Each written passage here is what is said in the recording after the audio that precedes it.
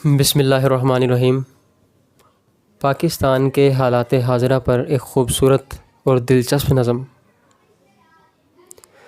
जिस देश में आटे चीनी का बहरान फ़लक तक जा पहुँचे, जिस देश में बिजली पानी का फुक़दान हलक तक जा पहुँचे, जिस देश के हर चौराहे पर दो चार भिखारी फिरते हों, जिस देश में रोज़ जहाज़ों से इमदादी थैले गिरते हों, जिस देश में ग़ुरबत माओं से बच्चे नीलाम कराती हो, जिस देश में दौलत शुरफ़ा से नाजायज़ काम कराती हो, जिस देश के ओहदेदारों से ओहदे न संभाले जाते हों, जिस देश के सादा लो इंसान वादों पे ही टाले जाते हों, उस देश के हर एक हाकिम पर सवाल उठाना वाजिब है।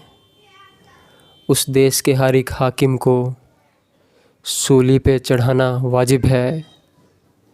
जिस देश में आटे चीनी का बहरान फ़लक तक जा पहुँचे, जिस देश में बिजली पानी का फुक़दान हलक तक जा पहुँचे, उस देश के हर एक लीडर पर सवाल उठाना वाजिब है।